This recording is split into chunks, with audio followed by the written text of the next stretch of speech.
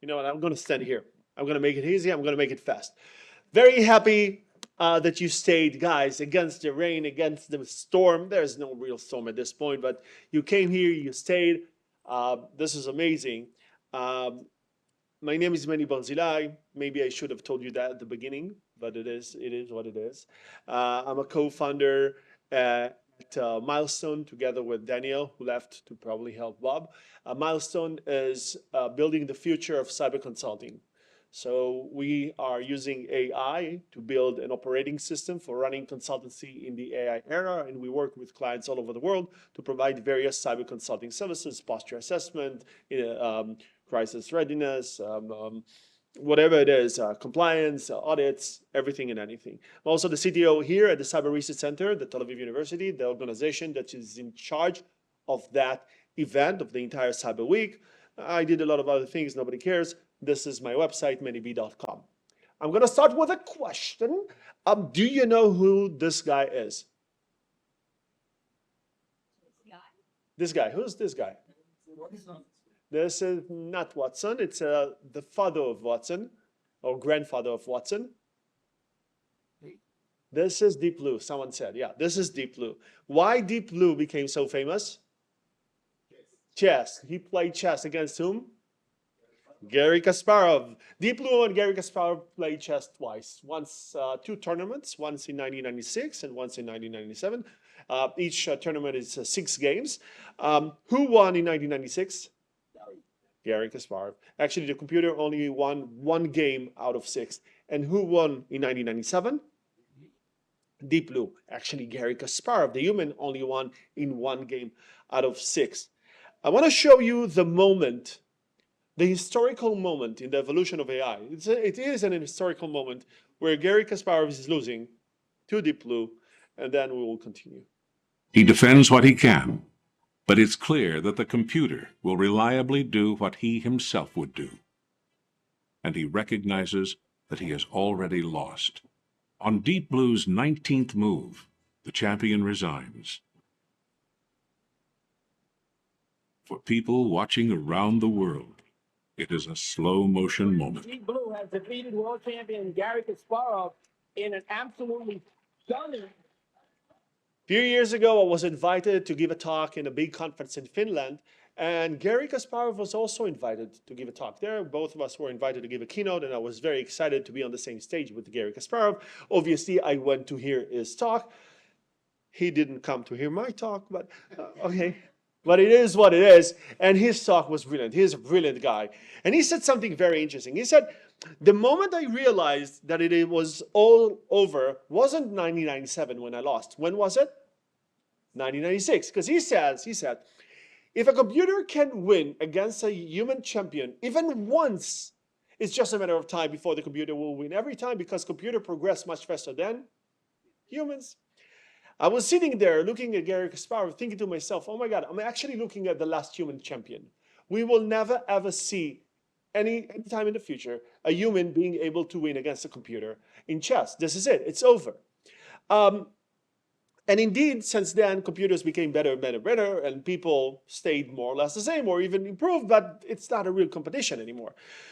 But this notion is not only limited to chess, it's actually a rule. Every time a computer takes the lead on anything, the computer will ever maintain this lead. So if you imagine 2 groups of things, the things that humans are the best at, and the things that computers are the best at, things move from this group to this group, but never go back. So this group of the things that people are the best at is slowly shrinking, slowly shrinking, or actually fast. It shrinks very fast. Computers are being better and better and better and more things. So let's talk about cybersecurity. We don't have the ability to read the future. Nevertheless, we already know with 100% fact that we will see more major cybersecurity incidents. The cybersecurity ecosystem is not able to promise any company that it will be 100% secure. Companies are getting hacked. Why? Well, there are many reasons. The architecture of the internet, I've talked about that during the one of the sessions here at Cyber Week, the political situation in the world, many reasons, but one of the most important ones is the asymmetry of attack. Is it easier to be the attacker or the security person? The attacker, of course. it is always easier to beat the attacker because the attacker has to succeed one time and the security people 100% of the time. We're not allowed to fail even once. The attacker can attack one point, security people have to secure everything, even things nobody will ever try to attack.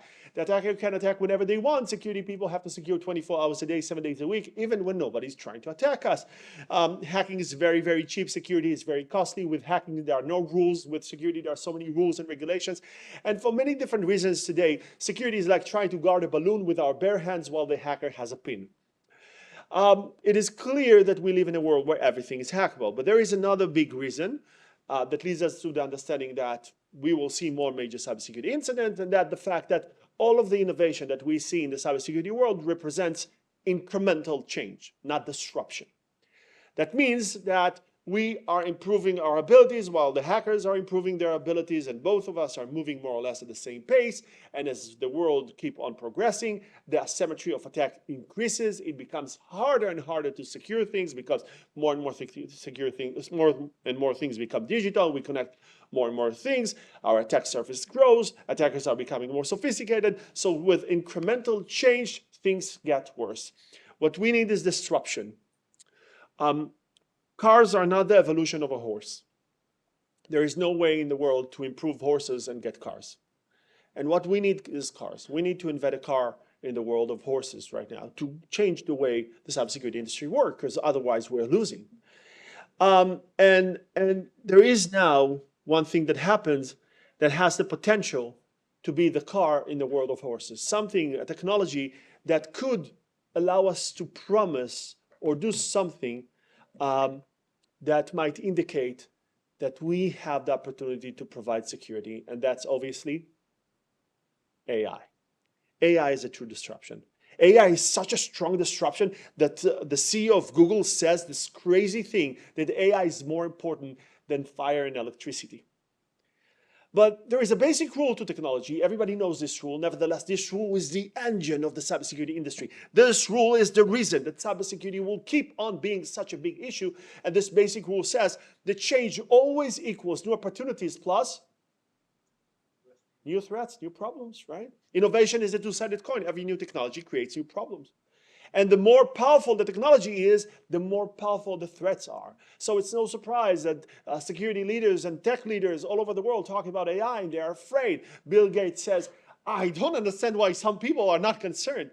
Stephen Hawking, who since then already died, said AI could spell the end of the human race. Elon Musk says our biggest existential threat, and you already heard me quote Putin today, who says, country that will lead in AI development will be the ruler of the world. So, where is the truth? Will AI create more good to reality, more bad to reality? Should we be excited? Should we be scared?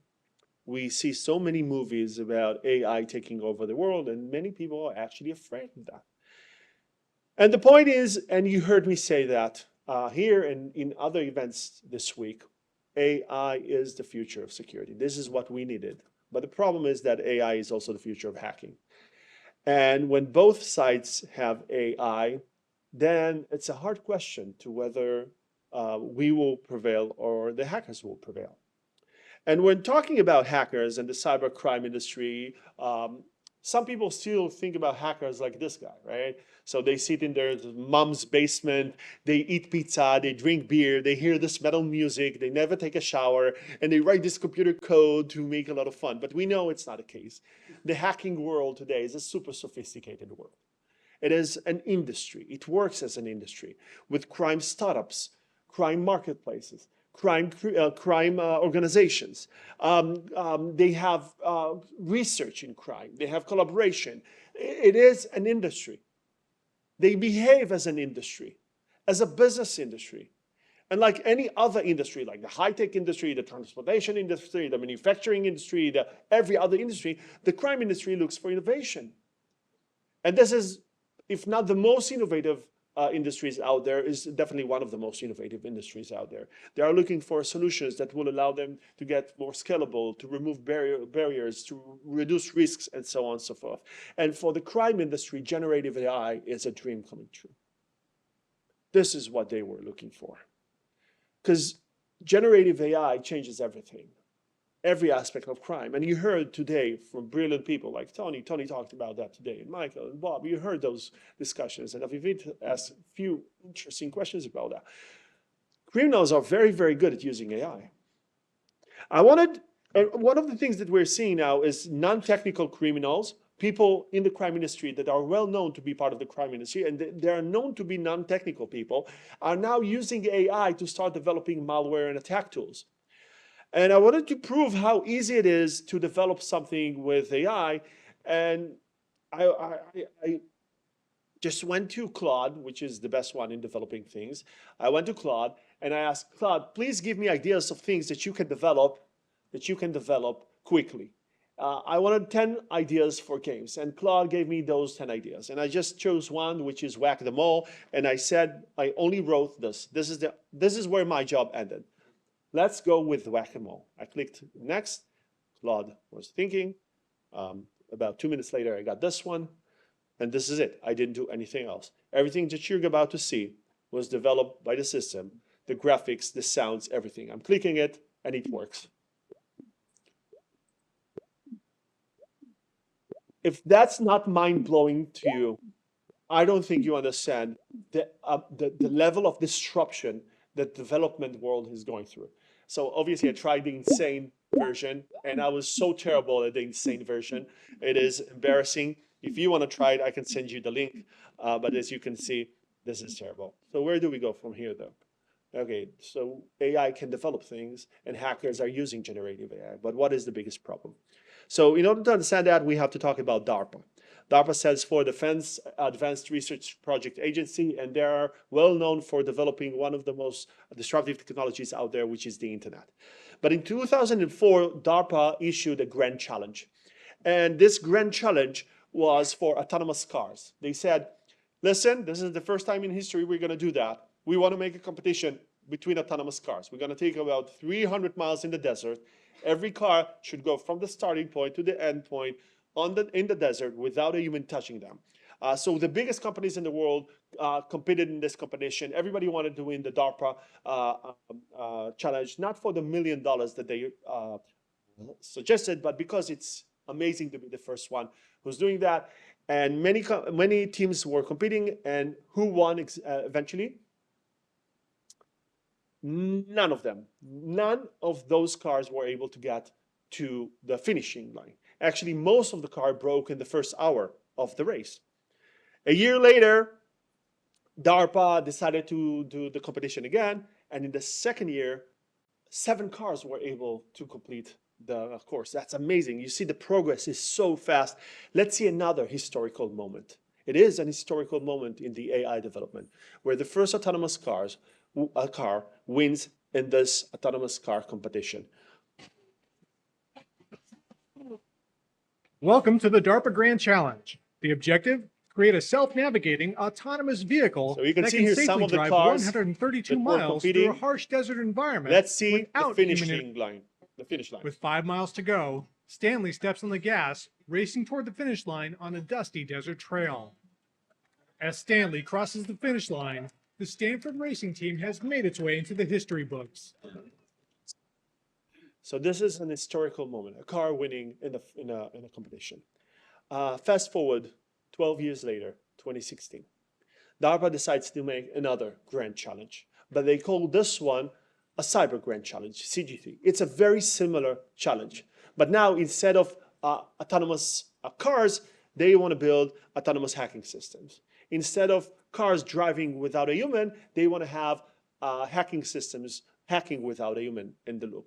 So what DARPA has done, they created a CTF competition. CTF stands for Capture the Flag. Well, if you don't know what it is a very famous competition in the cybersecurity world. The organizers create this complicated network, and the hackers, usually humans, are trying to hack this network and find flags. And flags could be a record on a database or a file somewhere or something on a website. The first team that is able to collect all the flags win the competition. And if you weren't able to collect all of them, the team that was able to collect the most amount of flags win the competition. So they wanted to do this competition, but with computers, no humans in the loop.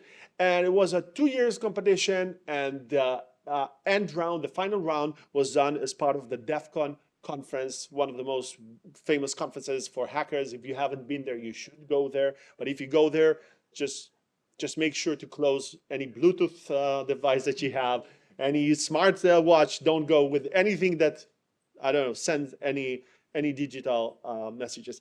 But it is a brilliant conference, and it has the biggest and most important CTF competition. But they did a competition just for computers, and they took it very seriously. You can see how amazing this competition is. 7 groups came to the final round.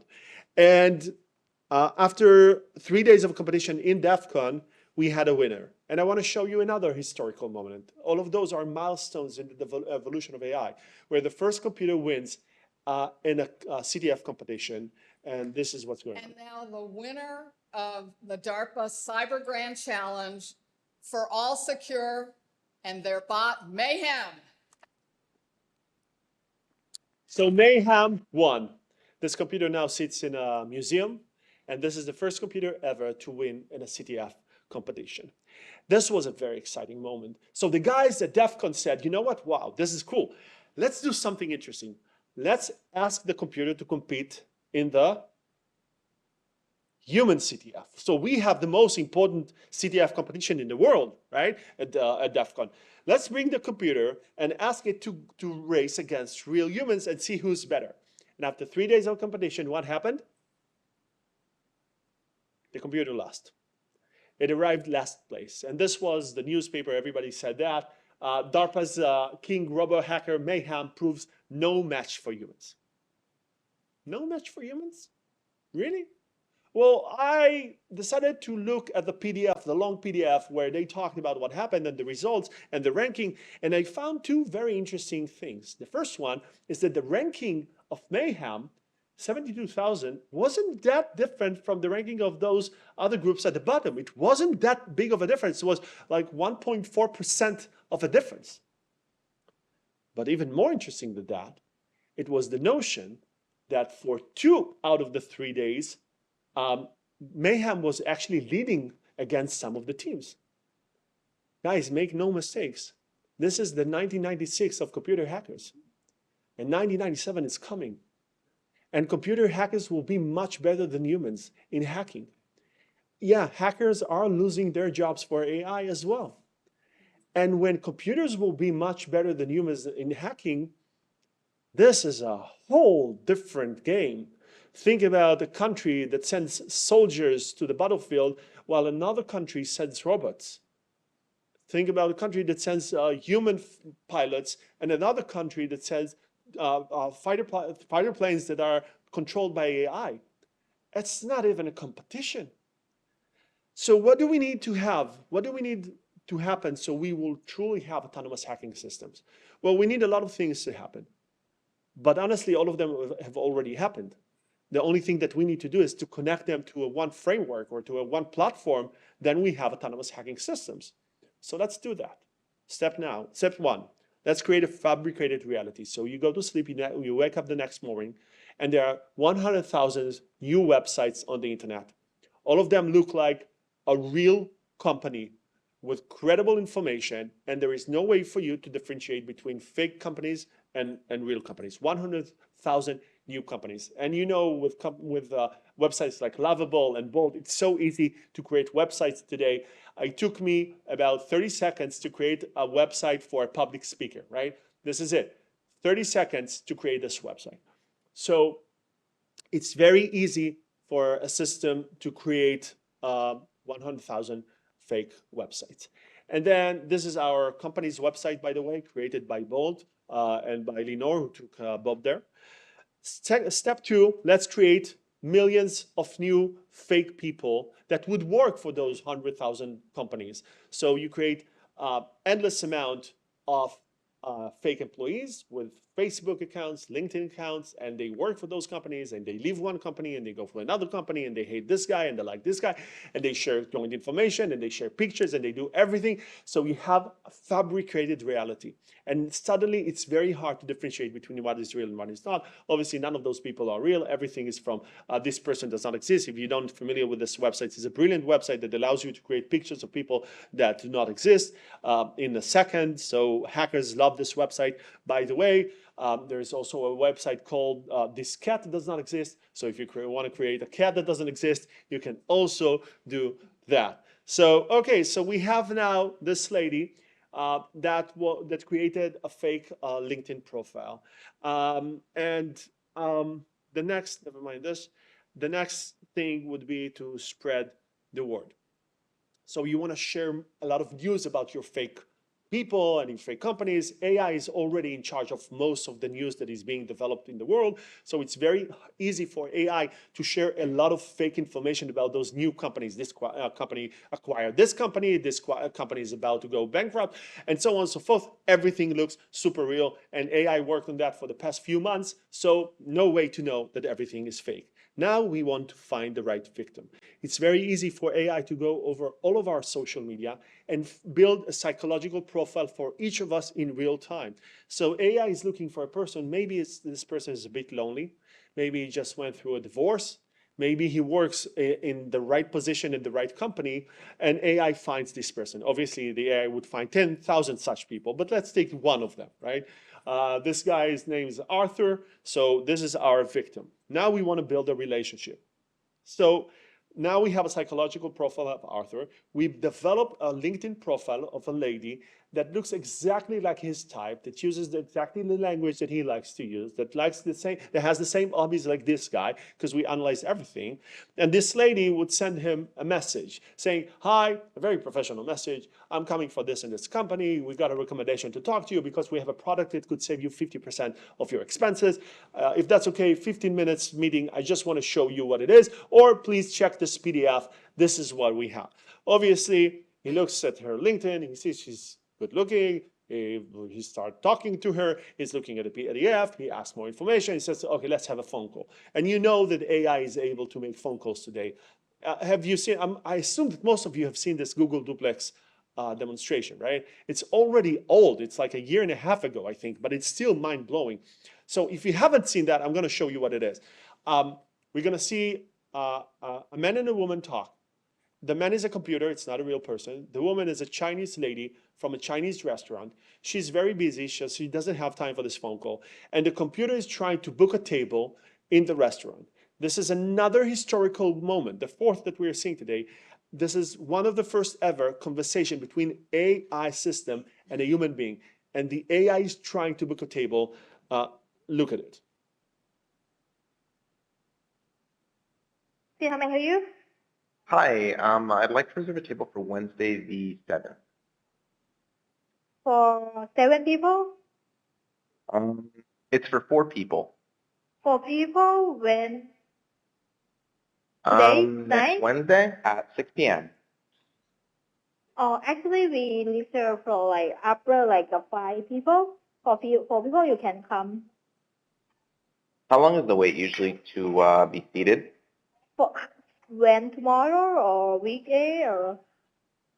For next Wednesday, the 7th. Oh no, it's not too busy. You can come for 4 people, okay? Oh, I gotcha. Thanks. Yep. Bye-bye.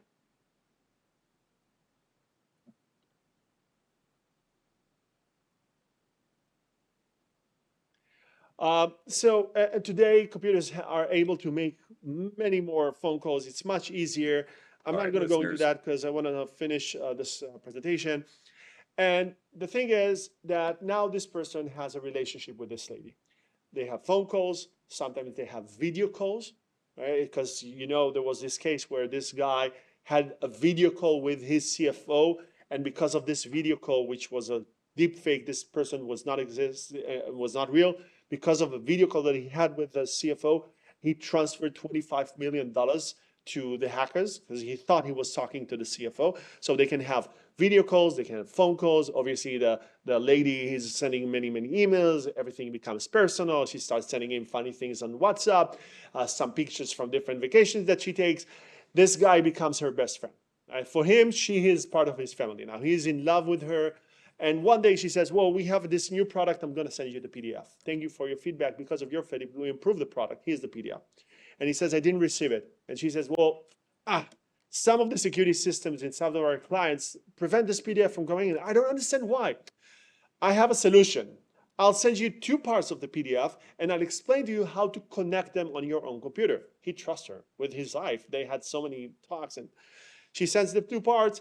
He connects them. He opens the PDF, and from that moment on, the system has an access to the network. So the system is now able to get a foothold inside the network, do the lateral movement, privilege escalation, find the crown jewels, steal them, encrypt the network, send the ransom letter to the CEO, manage the negotiation process, decide about the pricing by analyzing the organizational financial reports, making sure everything was paid, giving the CEO the tool to open all the encryption, helping them in the process, and then sending a survey to see how satisfied are you with the process to make sure that everything was according to your expectations. So this whole process was done without a human in the loop. So this guy is now doesn't understand. Like this, his best friend, his love of his life has suddenly vanished. And he's sending messages and nobody replies. And then 3 days later, someone from IT comes and they explain to him that this person was never real. It never existed. And this is such a big shock. And we're going to see that. We are not AI ready. Tony said that as well. We are not AI ready. We are not ready for a situation where AI will be better than hackers. Our systems are not strong enough. And I'm not talking about future systems that we will develop when we already have AI. I'm talking about this 99.99% of the systems that we developed before AI that we're going to still be using in the next 15 years. Those systems are not AI ready, and we don't have enough money in the world to replace them. So when we will have those autonomous hacking systems roaming around the internet, hacking organizations in milliseconds, this is how security world is going to look like. And if we will not do something about it, everything is going to get broken. The solution can only be developing autonomous security management systems. Because a human pilot cannot win against a drone that is controlled by AI. A human cannot win against a chess computer. We need to have computers fighting computers. Autonomous security management system. Those systems should have the authority to buy tools, to implement them, to change configuration in real time without asking anyone, because this is a fight of milliseconds and we cannot wait for a person to make a decision. So this is a very interesting future. Will AI do more good to security or more bad to security? In the short time, we will see a lot of good things happen, and then we will start seeing big issues coming. And the future is up to us. We have to make sure that we're innovating enough, that we're building the solutions that will allow us to win against those robots and drones, because they are coming. AI will be better than hackers. So this is what I wanted to tell you. Where do we go from here? It's up to us to work together and to invent a safer future. Thank you so much. And by that, I want to conclude the event. Thank you so much for that. Thank you for everybody who helped in organizing this event. Thank you for Cyber Week. Thank you for the ICRC. Thank you guys for staying, and have a wonderful day.